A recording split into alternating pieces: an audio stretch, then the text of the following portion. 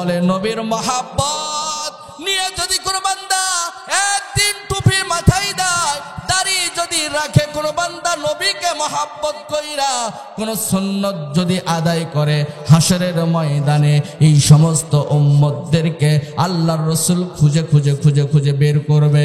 আল্লাহর রাসূল বলবে, তুমি একদিন না একদিন আমাকে মহাব্বত কইরা টুপিটা মাথায় দিয়েছিলা, তুমি না আমাকে মহাব্বত কইরা তুমি ডান পায়ে আগে স্যান্ডেল পরিধান করেছিলা, এই কারণে আমি নবী মুহাম্মদুর রাসূলুল্লাহ সাল্লাল্লাহু আলাইহি ওয়াসাল্লাম এই কঠিন মুহূর্তে আমি নবী তোমার পাশে দাঁড়িয়ে গেছি। সুবহানাল্লাহ।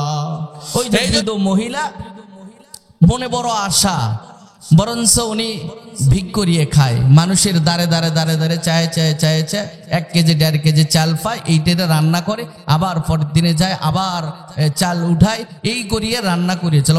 কিন্তু ওনার মনে বড় আশা যে আমি একটু যাইব কোথায়, হজে যাব, আল্লাহর ঘর জিয়ারতের উদ্দেশ্যে যাব, নবীর রওজার পাশে দাঁড়াইয়া নবীর একটু সালাম দেব, আসসালামু আলাইকুম ইয়া রাসূলুল্লাহ, আসসালামু আলাইকুম ইয়া হাবিবাল্লাহ বইলা আমি নবীর একটু সালাম দেব। কালা কালো গেলা ফলা ঘরটা ধইরা প্রাণটা ভইরা আল্লাহরে ডাকবো, লাব্বাইক লাব্বাইক বইলা আমি আল্লাহরে একটু ডাকবো। কিন্তু যাবার মতো তবিল নাই, পকেটে টাকা নাই, এমনি তো দিন করে ভিক্ষে করে নিজের সংসার পেট চালায়, টাকা তো দরকার, হজে যেতে গেলে কেমনে যায়। মনে বড় আশা হজে যাবে, আল্লাহর সঙ্গে কথা বলবে, আল্লাহর ঘরটা ধইরা আল্লাহর একটু প্রাণ ভরে ডাকবে। ইচ্ছা যদি কারো থাকে উপায় আছে না নাই? ইচ্ছা থাকলে উপায় আছে। পিপলিকা পর্যন্ত আল্লাহর সাথে গভীর সম্পর্ক হয়ে গেছে। পিপলিকা দোয়া করে, আল্লাহ আমি ছোট্ট একটা মাখলুক, একেবারে আমার চাইতে ছোট আর মনে হয় কোন মাখলুক তুমি সৃষ্টি করো নাই, কিন্তু আমি থেকে বহু দূর, তোমার নবী রয়েছে বহু দূর, কিন্তু তোমার নবীর রওজার কাছে আমি যাইবার চাই। আমি তোমার সৃষ্টি জীব পিপলিকায় তোমার নবীর একটু সালাম দিবার চাই। আল্লাহ তুমি কেমনে নেবা আমি জানি না, কিন্তু আমি যাইবার চাই। আল্লাহ তুমি কেমনে নিবা আমি জানি না।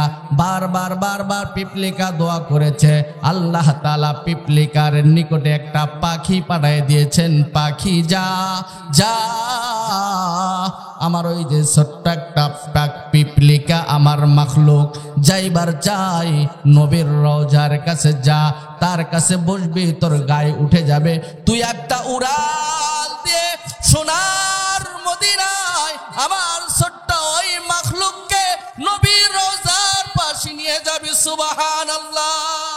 কিতাবের ইতিহাসের কিতাবের ভিতরে স্বর্ণের অক্ষরে লেখা, স্বর্ণের অক্ষরে ওয়াকিয়া লিখেছে বাবা, বলে এই আল্লাহর সৃষ্টি যে মাখলুকটা দোয়া করেছে, তার দোয়া আল্লাহ কবুল কইরা পাখির মাধ্যমে নবীর রওজা পর্যন্ত নিয়েছে। সুবহানাল্লাহ। আর আমরা তো হইলাম আশরাফুল মাখলুকাত, আমাদের চাইতে উত্তম কোন সৃষ্টি জীব নাই। সব চাইতে উত্তম কইরা ভালো কইরা সৃষ্টি করছে, এত সুন্দর কইরা আল্লাহ তাআলা মানুষকে সুন্দর কইরা সৃষ্টি করেছেন। আল্লাহ তাআলা বলেন সূরা 3 ভিতরে, আল্লাহ তাআলা বলেন আমি মানুষকে সোজা করে সৃষ্টি করেছি, আমি বাঁকা কইরা সৃষ্টি করে নাই। অন্য অন্য প্রাণীকে আমি বাঁকা কইরা সৃষ্টি করেছি, গরুকে আমি বাঁকা কইরা সৃষ্টি করেছি, মহিষকে আমি বাঁকা কইরা সৃষ্টি করেছি, ছাগলকে বাঁকা কইরা সৃষ্টি করেছি, কিন্তু মানুষকে আমি সোজা কইরা সৃষ্টি করেছি। যেথায় কান দিবার দরকার সেথায় কান দিয়েছি, যেথায় জিহ্বা দিবার দরকার আমি সেথায় জিহ্বা দিয়েছি, যেথায় হাত দিবার দরকার সেথায় আমি হাত দিয়েছি। যেথায় হাইটা মানুষের দাঁড়ে দাঁড়ে একমোট একমোট করে চাল নিয়ে আবার সন্ধ্যার সময় তুমি এত অঝরনের কন্দন করো, বলে যে তোমাদেরকে বইলা আমার লাভ কি, তোমাদেরকে বইলা লাভ নাই, আমি মালিকের সাথে কথা বলি আর কন্দন করে।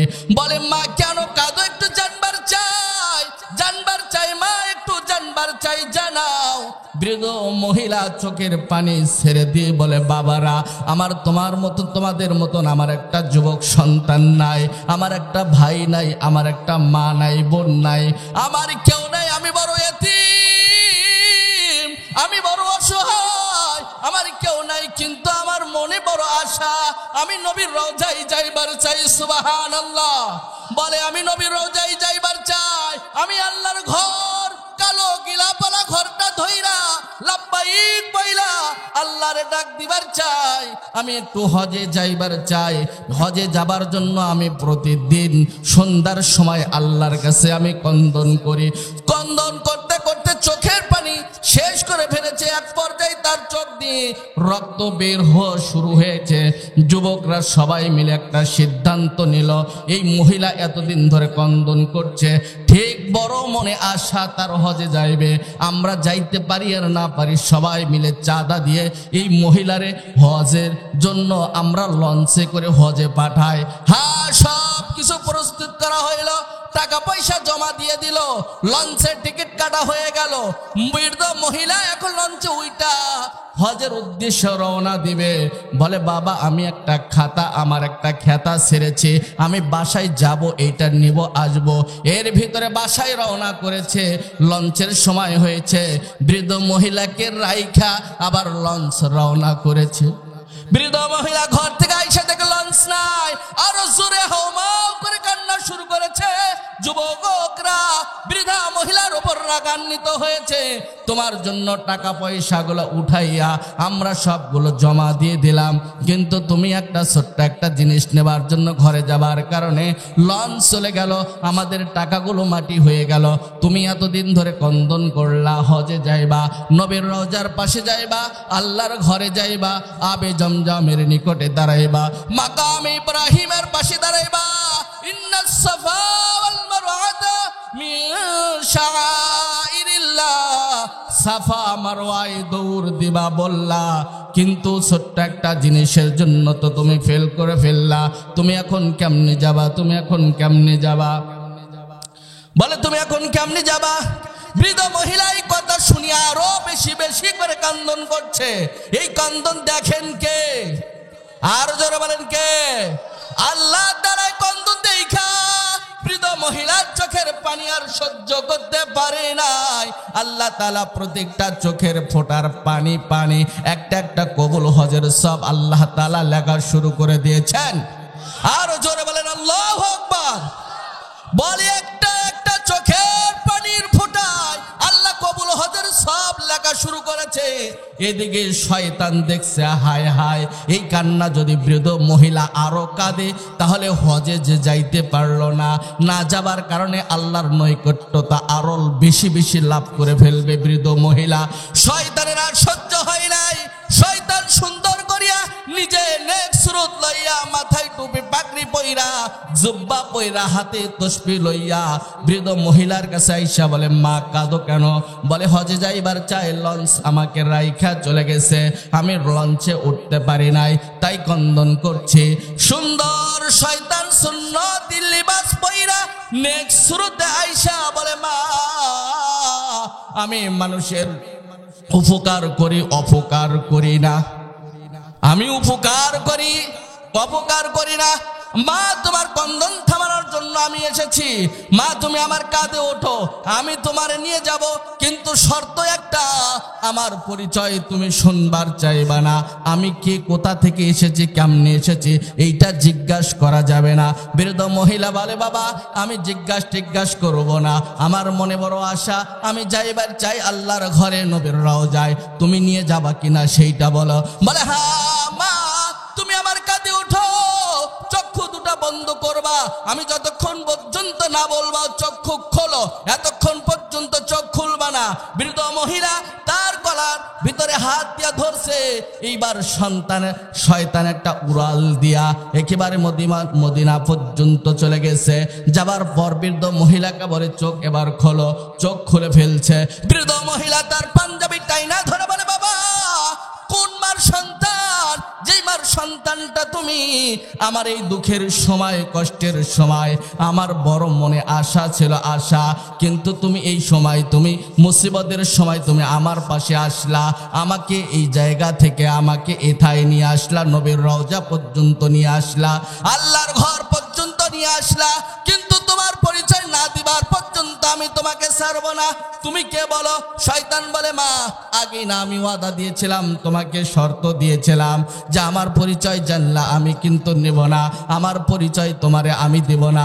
মহিলা বলে যে না, তুমি আমার এত বড় উপকার করেছো, তোমার পরিচয় না পাওয়া পর্যন্ত তোমারে সারবার চাই না। বলে যে আমার পরিচয় শুনলে আপনি অবাক হবেন। বলে, বলেন পরিচয় কি? বলে, পরিচয় আমার, আমি আজাজিল শয়তান। আজাজিল শয়তান কেন মহিলাকে নিল? মা জিজ্ঞাসা করে, তুমি কেন আমাকে এত দূর পর্যন্ত নিয়ে আসলা, জানবার চাই। আজাজিল শয়তান বলে, মা তুমি যে লঞ্চে যাইতে পারো না, এইটাও আমার, এর ভিতরে আমার অনেকগুলো মেহনত করতে হয়েছে, পরিশ্রম করতে হয়েছে। লঞ্চটা আমার কুমন্ত্রণার কারণেই কিন্তু ওখান থেকে গিয়েছে। যাবার পর তুমি যত কন্দন করেছ, প্রত্যেকটা কন্দনের কারণে প্রত্যেকটা চোখের ফোঁটার পানির বা দৌলতে একটা একটা করে কবুল হজের সব আল্লাহ তাআলা আমলে লিখতেছেন। হায় হায়, আমি দেখতেছিলাম তোমার আমলগুলো পাহাড় পরিমাণ সময় যায়, আরো যদি কন্দন করো আল্লাহর সাথে সম্পর্ক তোমার বেশি হয়ে যাবে। আমার শয়তানের আর সহ্য হইল না, সেই জন্য তোমার নেক আমল যেন বেশি না হয়, আল্লাহর সঙ্গে সম্পর্ক যেন বেশি না হয়, যার কারণে আমি শয়তান তোমার নবীর রওজা পর্যন্ত নিয়ে এসেছি। তাহলে শয়তান নেক কাজের জন্য যদি কোনো সময় নিয়ে যায়, বোঝা যাবে এর ভিতরেও কোনো কিন্তু আছে, এছাড়া শয়তান করবে না। সেই জন্য সম্মানিত ভাইয়েরা আমার, যদি কারো কোনো ইচ্ছা, উপায়, যদি মনের ভিতরে কোনো আশা থাকে, আল্লাহ তাআলা এই আশাটা যদি কারো যদি নেক কাজের আশা যদি করে ফেলে, তাহলে অবশ্যই অবশ্যই আল্লাহ তাআলা তার আশাকে পূর্ণ করায়।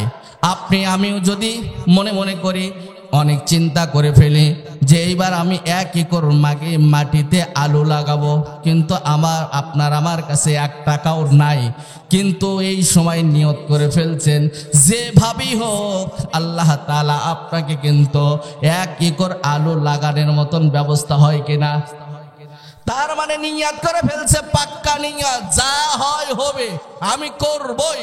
আপনার আমারও যদি নিয়াত থাকে যে আমি হজে যাবই, আল্লাহ আপনাকে যেভাবেই হোক, যে ওসিলাই হোক, আল্লাহ তাআলা আপনাকে নেবে। এই জন্য সরকারে দো জাহান নবী মুহাম্মদুর রাসূলুল্লাহ সাল্লাল্লাহু আলাইহি ওয়াসাল্লাম বলেন, কেউ যদি আমার প্রতি একবার দরুদ যদি পাঠ করে, আল্লাহ তাআলা একবার দরুদ পড়ার কারণে আল্লাহ তাআলা 10টি রহমত তার উপরে নাজিল করে। এই জন্য আল্লাহ তাআলা বলেন, ইন্নাল্লাহা ওয়া মালাইকাতাহু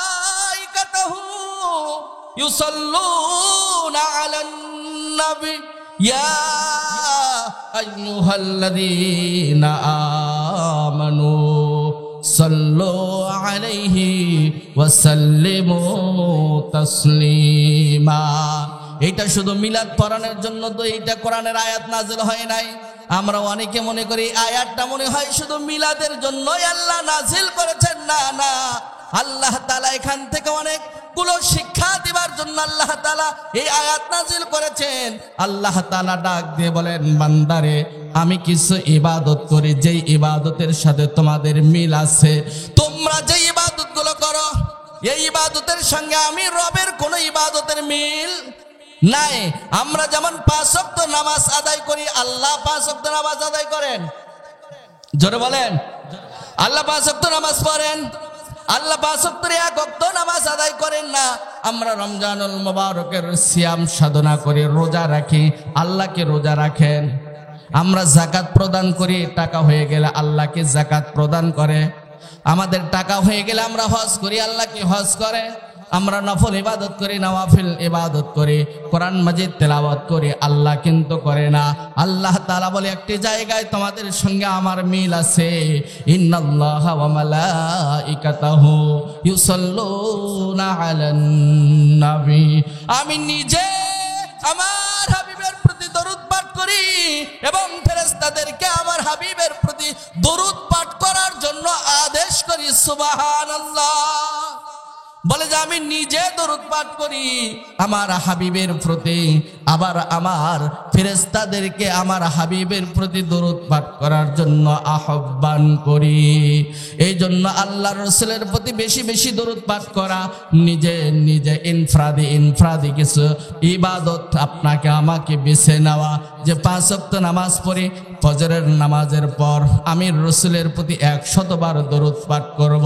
ছোট্ট দরুদ শরীফ সাল্লাল্লাহু আলাইহি ওয়াসাল্লাম, বলেন সাল্লাল্লাহু আলাইহি ওয়াসাল্লাম, সাল্লাল্লাহু আলাইহি ওয়াসাল্লাম, সাল্লাল্লাহু আলাইহি ওয়াসাল্লাম। প্রতি নামাজের পর আমি 100 বার করে দরুদ পাঠ করব। ফজরের পর 100 বার, জোহরের পর 100 বার, আসরের পর 100 বার, মাগরিবের পর 100 বার, ঈশার পরে 100 বার। আল্লাহর রাসূল সাল্লাল্লাহু আলাইহি ওয়াসাল্লাম বলেন, পৃথিবীর কোন প্রান্ত থেকে কোন বান্দা যদি আমার উম্মত যদি দরুদের একটা আওয়াজ দিয়ে ফেলে, কানওয়ালা ফেরেশতা আল্লাহ তাআলা সৃষ্টি করে রেখেছেন, শুধু কানে তারা শ্রবণ করে। পৃথিবীর কোন প্রান্ত থেকে কে দরুদ পাঠ করলো, একবার যদি কোনো উম্মত সাল্লাল্লাহু আলাইহি ওয়াসাল্লাম আওয়াজ করে ফেলে, ওই কানওয়ালা ফেরেশতার কানে যায় দরুদের ধাক্কা লাগে, আর ওই দরুদটা লইয়া সঙ্গে সঙ্গে নবীর রওজা পর্যন্ত দিয়ে যায়। সুবহানাল্লাহ। বলে দরুদটা নিয়ে আল্লাহর রাসূলের কাছে যে হাজির হয়ে বলে, ইয়া রাসূলুল্লাহ, ইয়া হাবিবাল্লাহ, ও বাংলাদেশের তোমার এক উম্মত ফেসকা গ্রামের ওয়াজ মাহফিলে বইসা আল্লাহর রাসূল তোমার প্রতি দরুদ শরীফ পাঠ করেছে। আল্লাহ এই যে তার দরুদ আমি নিয়ে এসেছি।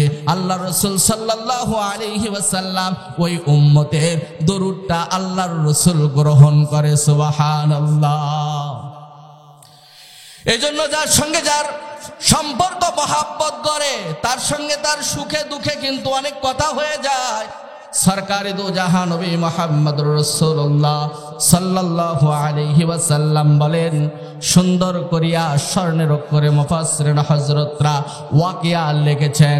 বলে একজন ব্যক্তি ছিলেন, যে ব্যক্তিটা আল্লাহর রাসূলকে এত মহব্বত করতেন, ভালোবাসতেন, ভালোবাসা প্রতিদিন নামাজের পর 100 বার করে দরুদ পাঠ করতেন, দিনে 500 বার আল্লাহর রাসূলের প্রতি দরুদ পাঠ করতেন।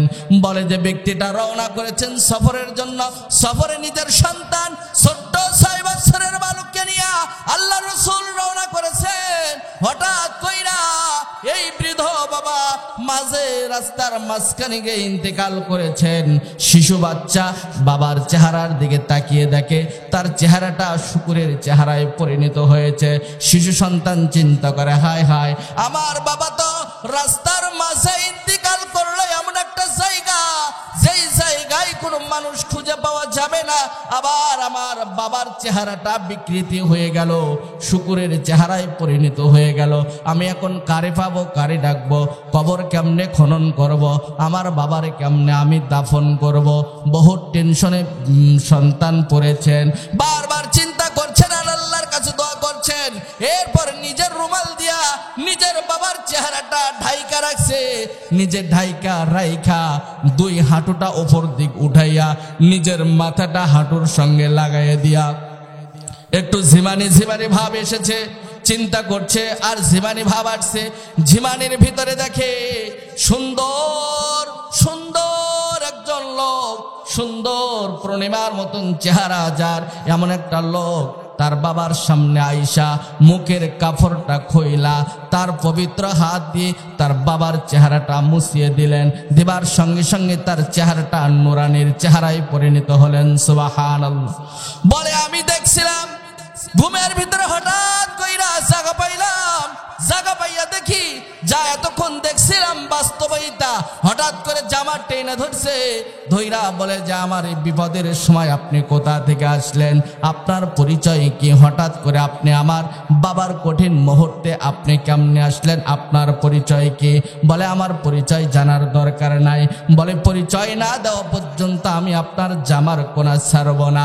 সরকারে দু জাহানবী মুহাম্মদুর রাসূলুল্লাহ সাল্লাল্লাহু আলাইহি ওয়াসাল্লাম সন্তানের মাথায় হাত দিয়ে বলে, এ সন্তান, আমি হলাম আখির জামানার নবী, সাইয়্যিদুল মুরসালিন নবী, রাহমাতুল লিল আলামিন নবী মুহাম্মদুর রাসূলুল্লাহ সাল্লাল্লাহু আলাইহি ওয়াসাল্লাম, আমি এসে পড়েছি।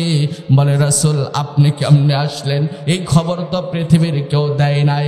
বলে যে তোমার বাবা দৈনন্দিন 500 বার করে আমার প্রতি দরুদ পাঠ করত, ফজরে 100 বার, জোহরে 100 বার, আসরে 100 বার, মাগরিবে 100 বার, ইশা 100 বার, আমার কাছে 500 বারের দরুদের টোকলা নিয়া ফেরেশতারা উপস্থিত হইতো। হঠাৎ করে আজকে দরুদগুলো আসে নাই। আমি জিজ্ঞাসা করলাম কি ব্যাপার ফেরেশতারা? অমুক গ্রামের, অমুক দেশের, অমুক গ্রামের, অমুক ইউনিয়নের অমুক ব্যক্তির দরুদ কেন আমার কাছে পৌঁছলো না? ওনারা বলে ইয়া রাসূলুল্লাহ, ইয়া হাবিবাল্লাহ, উনি তো দুনিয়ায় নাই, দুনিয়া ছেড়ে চলে গিয়েছেন, কিন্তু একটা দুর্ভাগ্যের বিষয়, তার চেহারাটা বিকৃতি হয়েছে। আমি রাসূল খবরটা শুইনা ঠিক থাকতে পারি নাই। আমাকে যে 500 বার কইরা স্মরণ করেছে, সে আজকে মুসিবতে পড়েছে, আমি রাসূল থাকতে পারি নাই। আমি রাসূল নিজে আয়েশা তোমার বাবার চেহারার উপরে আমার হাতটা আমি ঘুরে দিয়েছি। সুবহানাল্লাহ। এই জন্য আপনার আমার সম্পর্ক যদি নবী মুহাম্মদুর রাসূলুল্লাহ সাল্লাল্লাহু আলাইহি ওয়াসাল্লামের সঙ্গে যদি হয়ে যায়, আপনার আমার মুসিবতের সময় কিন্তু দয়াল নবীর শাফায়াত কিন্তু আপনার আমার এসে যাবে। এই জন্য আমরা মহাব্বত করি শুধু জিলাপিরে, শুধু মহাব্বত আপনার আমার খুরমা, খুরমা আছে তো মিলাদ আছে, মিলাদে অংশগ্রহণ করি, জিলাপি আছে তো মিলাদে অংশগ্রহণ করি। কথা বলেন ঠিক কিনা? আগেই জিজ্ঞাসা করে খাওয়া আছে না নাই? বলে আছে, তাহলে আমি আছি। খাওয়া নাই, আমিও নাই, আপনিও নাই। নবীর মহাব্বত কিন্তু এইটা দিয়া প্রকাশ হবে না। নবীর মহাব্বত প্রকাশ করতে গিয়ে বাবা নিজের যদি জীবন দিতে হয়, নিজের জীবন দিতে হবে। এরপরও নবীর মহাব্বত আপনাকে আমাকে প্রকাশ করতে হবে। কেননা সরকারে দু জাহানবী মুহাম্মদুর রাসূলুল্লাহ সাল্লাল্লাহু আলাইহি ওয়াসাল্লাম বলেন, লা ইউমিনু আহাদুকুম হাত্তা আকুনা হাব্বা ইলাইহি মিন ওয়ালিদিহি ওয়া ওয়ালাদিহি ওয়ান নাসি আজমাইন। বলে নবীর মহাব্বত এতটুকু তোমার থাকা চাই, যতক্ষণ পর্যন্ত নবীর মহাব্বত তোমার দিলের ভিতরে জায়গা পাবে না, ততক্ষণ পর্যন্ত তুমি ঈমানওয়ালা হইতে পারবা না। বলে কতটুকু মহাব্বত? বলে নিজের বিবির চাইতে নবীরা বেশি ভালোবাসা লাগবে, নিজের সন্তানের চাইতে নবী মুহাম্মদুর রাসূলুল্লাহ সাল্লাল্লাহু আলাইহি ওয়াসাল্লামকে বেশি ভালোবাসা লাগবে, নিজের আত্মীয় স্বজনের চাইতে নবী মুহাম্মদুর রাসূলুল্লাহ সাল্লাল্লাহু আলাইহি ওয়াসাল্লামরে ভালোবাসা লাগবে, নিজের জন্মদাতা মা বাবার চাইতে নবী মুহাম্মদুর রাসূলুল্লাহ সাল্লাল্লাহু আলাইহি ওয়াসাল্লামকে বেশি ভালোবাসা লাগবে। যতক্ষণ পর্যন্ত নিজের জীবনের চাইতে, নিজের বিবি বাচ্চার চাইতে, নিজের মা বাবার চাইতে নবী মুহাম্মদুর রাসূলুল্লাহ সাল্লাল্লাহু আলাইহি ওয়াসাল্লামকে ভালোবাসতে না পারবো, ততক্ষণ পর্যন্ত পরিপূর্ণ ঈমানদার হওয়া যাবে না। এই জন্য নবী মুহাম্মদুর রাসূলুল্লাহ সাল্লাল্লাহু আলাইহি ওয়াসাল্লামের আদর্শ নিয়ে ঘুরবেন। দুনিয়ার অনেক মানুষ আপনাকে দেইকা টিটকারি করবে, হয়ে গেছে দেখো না এইটা করে, বলে কি বলে না?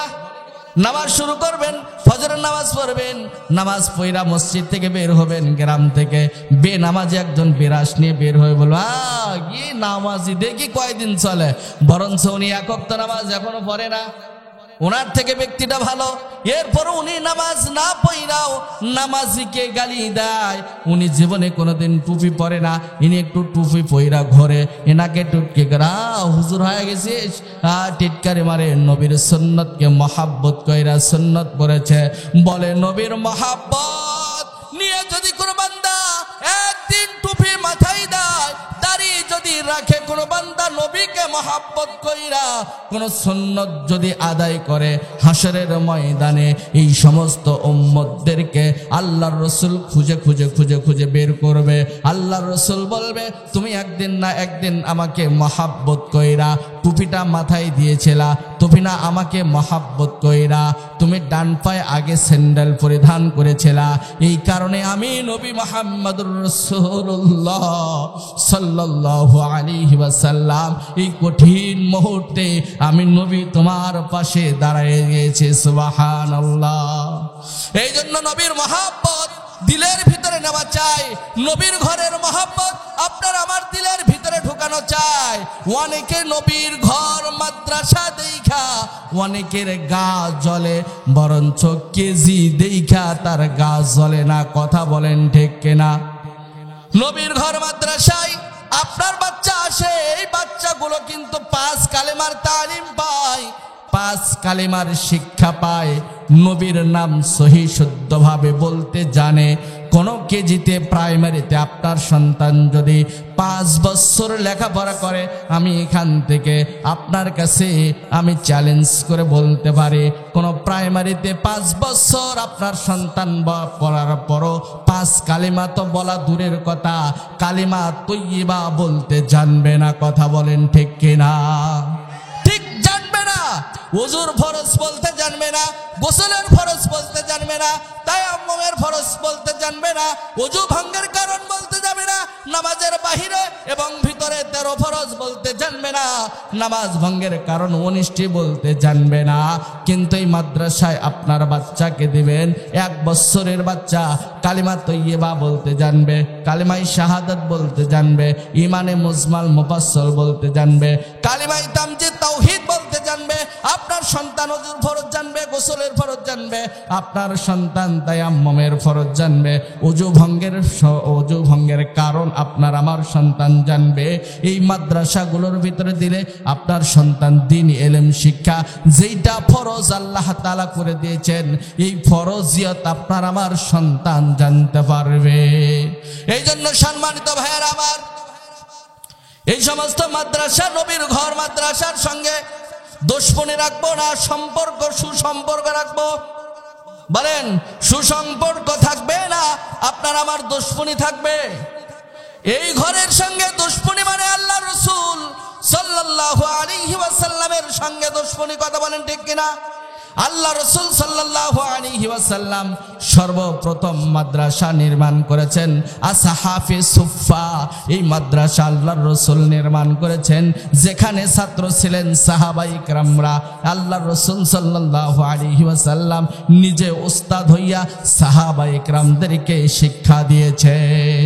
সেই সিলসিলায় মাদ্রাসা চলছে, সেই সিলসিলায় মাদ্রাসা চলছে। এই জন্য ব্যক্তি খারাপ হইতে পারে, প্রতিষ্ঠান খারাপ হইতে, মসজিদের সভাপতি সেক্রেটারি খারাপ হইতে পারে, মসজিদ খারাপ হইতে। অনেকেরা কইরা মসজিদে নামাজই যায় না, বলে যে নামাজের দরকার নাই, আমি নামাজ পড়ব না। আরে ভাই, ব্যক্তির ওপর আপনার রাগ থাকতে পারে, কিন্তু আল্লাহর ঘর মসজিদের প্রতি কোনো রাগ আপনার আমার গোসা আছে? আছে। এই জন্য নবীর ঘর মাদ্রাসায় যতটুকু সম্ভব কথার দ্বারাই সহযোগিতা হইলে কথার দ্বারাই সহযোগিতা করব, নিজের শ্রম দিতে হইলে শ্রম দেব, নিজের অর্থ দিতে হইলে অর্থ দিব, জান মাল যা দিবার দরকার আমি দিয়ে নবীর ঘর মাদ্রাসার সঙ্গে লেগে থাকার জন্য চেষ্টা করব।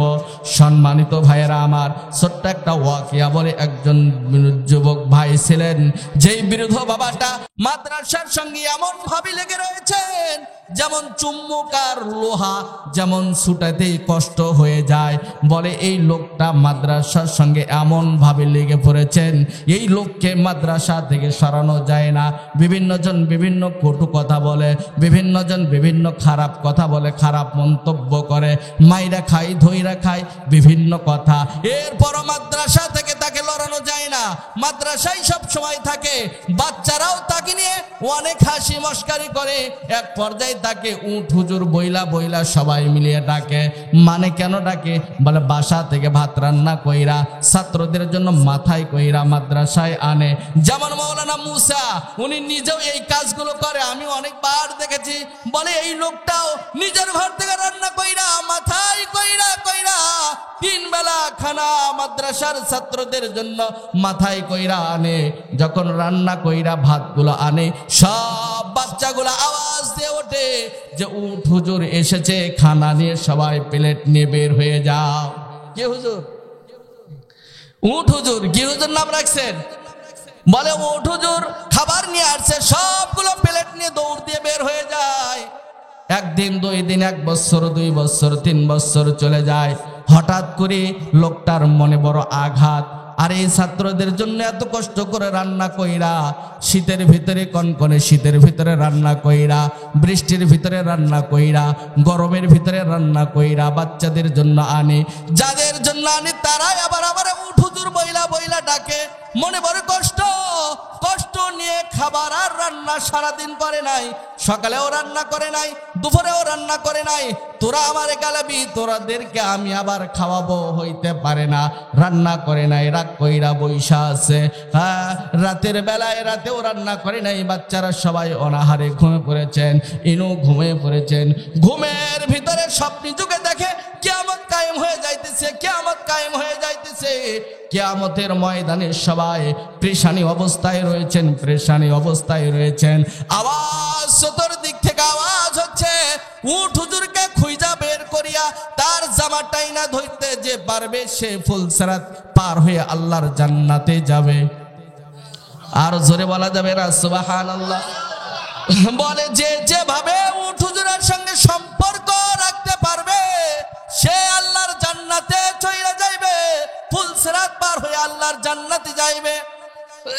কিয়ামতের ময়দানে আওয়াজ হয়ে গেছে।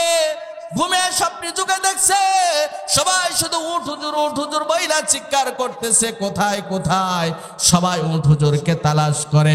এক জনে উঠ হুজুরের জামা ধরেছে, আরেকজন তার জামা ধরেছে, আরেকজন তার জামা ধরেছে। এভাবে উঠ হুজুরের সঙ্গে যার ছোঁয়া লেগেছে সে ফুলসিরাত পার হয়ে আল্লাহর জান্নাতে যাবে। এমন ঘুমের ভিতরে স্বপ্ন দেখিয়া হঠাৎ কইরা ঘুম ভেঙে গেছে।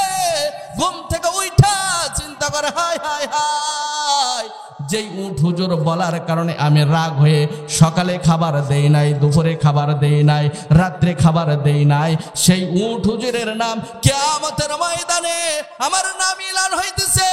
ওই উঠ হুজুরের যে সওয়াব হবে সেই ফুলসিরাত পার হয়ে আল্লাহর জান্নাতে যাবে। হায় হায়, আমি কেন করলাম? তাড়াতাড়ি কইরা রান্না কইরা আবার মাথায় কইরা বাচ্চাদেরকে ডাকিয়ে বলে, বাবা উঠে যা, উঠে যা, যত খুশি তত আমারে উঠ হুজুর বলিয়ে ডাক, কোনো বাধা নাই, কোনো বাধা নাই। স্বপ্নে দেখলাম উঠ হুজুর বইলা বইলা হাসরের ময়দানে এই উঠ হুজুরের জামা ধইরা ছোঁয়া নিয়ে কিয়ামতের ময়দানে ফুলসিরাত পার হইয়া আল্লাহর জান্নাতে প্রবেশ করছে। সুবহানাল্লাহ।